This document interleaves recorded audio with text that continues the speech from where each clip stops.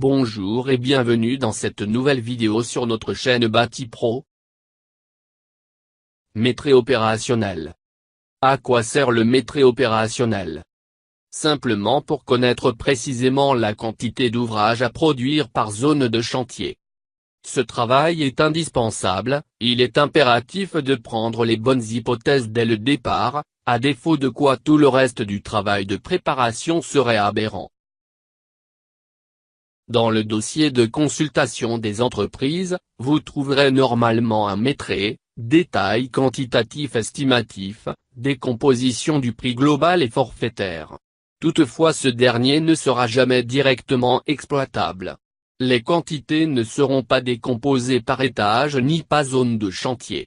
Or, vous avez besoin de cette décomposition pour organiser votre chantier.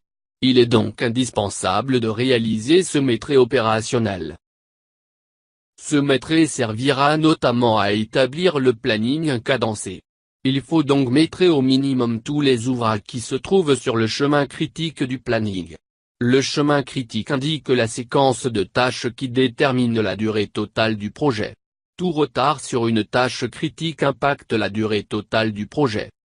Vous veillerez également à décomposer les quantités en fonction des disparités prévisibles sur les temps unitaires de réalisation. Comment décomposer le maîtrise? Dans le cas d'un chantier à plusieurs grues, il faut être capable de dire quelle grue sera affectée à quelle zone de chantier. À défaut, il devient très complexe et approximatif d'équilibrer les charges du travail. La décomposition de votre maîtrise doit donc le permettre.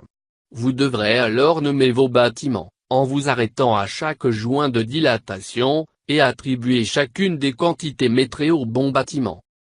Adapter la position des installations de chantier au maîtrise. Avec cette méthode de maîtrise, il est très facile d'avoir la surface totale de plancher par bâtiment. En attribuant chaque bâtiment à une grue, il est donc aisé d'avoir la surface totale de plancher réalisée par chacune des grues. Le but est d'équilibrer cette surface de plancher, en trouvant la bonne attribution de bâtiment tout en restant logique au vu de l'installation de chantier.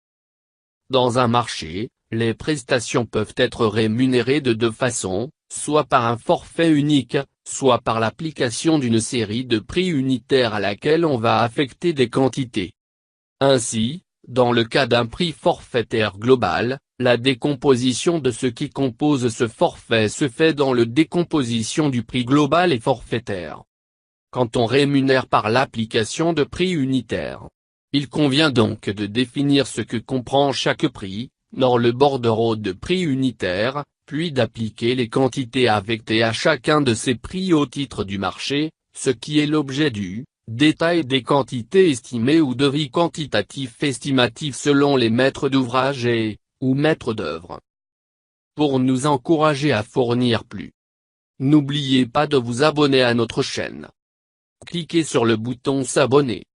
Si vous avez des commentaires ou des suggestions, laissez votre commentaire.